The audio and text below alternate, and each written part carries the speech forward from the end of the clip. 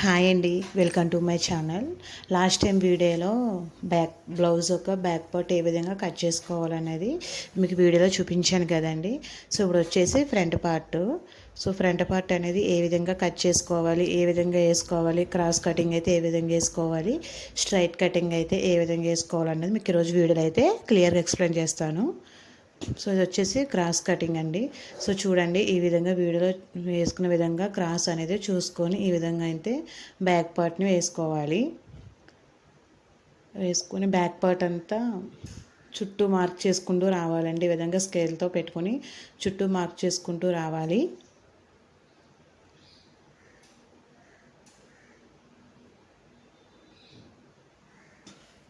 Part 1 కింద back part cutting అయితే చెప్పాను కదండి. ఇది వచ్చేసి పార్ట్ 2 వచ్చేసి బ్లౌజ్ యొక్క ఫ్రంట్ పార్ట్ కటింగు.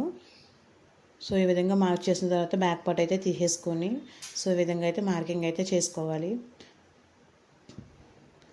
సో ముందుగా వచ్చేసి ఫ్రంట్ పార్ట్ నెక్ అనేది తీసుకోవాలండి. ఫస్ట్ మనం నెక్ వచ్చేసి ఎవరికైనా సరే 6.5 ఇంచులు అయితే ఎవరికైనా సరిపోతుందండి. 6.5కి అయితే ఎక్కువైతే ఎవరికి పెట్టుకోవద్దు. 6.5 అంతే. ఇక్కడికైతే నేను 6.5 అయితే తీసుకుంటున్నాను. సో ఇప్పుడు ఆర్చ్ జాకెట్ తీసుకోవాలండి. ఆర్చ్ జాకెట్ వచ్చేసి ఫ్రంట్ హుక్స్, అక్కడ ఫ్రంట్ హుక్స్ దగ్గర నుంచి 4 హుక్స్ వరకు ఇట్లా మార్కింగ్ అయితే చేసుకోవాలి. సో ఇప్పుడు ఆ జాకెట్ ఒక సంఖ దగ్గర నుంచి షేప్ పట్టే వరకు ఈ విధంగా అయితే పట్టుకొని మనం ముందుగా మార్క్ చేసుకున్నాం కదండి, అక్కడి నుంచి కిందకి షేప్ పట్టే వరకు అయితే ఒక మార్కింగ్ అయితే చేసుకోవాలి. సో ఈ లైన్ బేసిక్ చేసుకుంటూ ఒక స్ట్రైట్గా అయితే ఒక లైన్ అయితే గీసుకోవాలండి.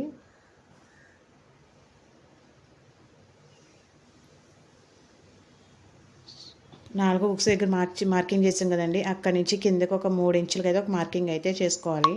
ఆ మార్కింగ్ని కలుపుకుంటూ మనం ముందు షేప్ పట్టి దగ్గర మార్కింగ్ చేసాం కదండి, అక్కడికి కలుపుకుంటూ ఒక షేప్ అనేది తీసుకోవాలి.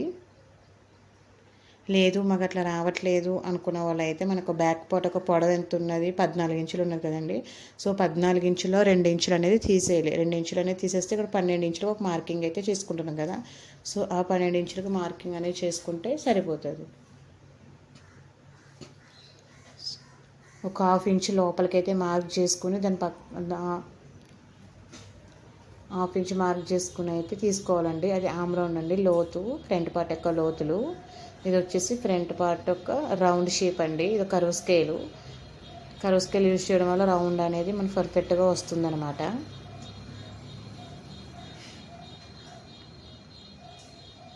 సో ఈ విధంగా మార్క్ చేసిన విధంగా మనం అయితే కట్ చేసుకోవాలి. సో ఇది వచ్చేసి క్రాస్ కటింగ్ అండి. స్ట్రైట్ కటింగ్ అయితే మనం బ్యాక్ పార్ట్ స్ట్రైట్గా అనేది వేసుకోవాలి. స్ట్రైట్ కటింగ్ ఈజీ అండి. క్రాస్ కటింగ్ మనం క్రాస్ కరెక్ట్గా వేసామా లేదా అన్నదే డౌటు. సో క్రాస్ కటింగ్ చాలా కష్టం అండి. సో ఈ విధంగా అయితే కట్ చేయండి. ఈ విధంగా అయితే మార్క్ చేసుకొని కట్ చేసుకోండి, స్టిచ్ చేయండి. చాలా అంటే చాలా పర్ఫెక్ట్గా అనేది కుదురుతుంది.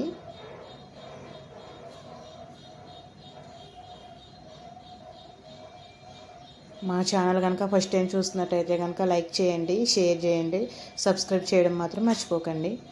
పార్ట్ 3 వచ్చేసి బ్లౌజ్ యొక్క హ్యాండ్స్ అండ్ షేప్ పట్టి ఏ విధంగా కట్ చేయాలనేది నేను నెక్స్ట్ వీడియోలో అప్లోడ్ చేస్తాను. సో బ్లౌజ్ యొక్క ఫస్ట్ పార్ట్ 1 వచ్చేసి బ్యాక్ పార్ట్ కటింగ్ అండి. పార్ట్ 2 వచ్చేసి బ్లౌజ్ యొక్క ఫ్రంట్ పార్ట్. పార్ట్ 3 వచ్చేసి హ్యాండ్ కటింగ్ అండ్ షేప్ పట్టి కటింగు. అంతేనండి. సబ్స్క్రైబ్ చేయండి.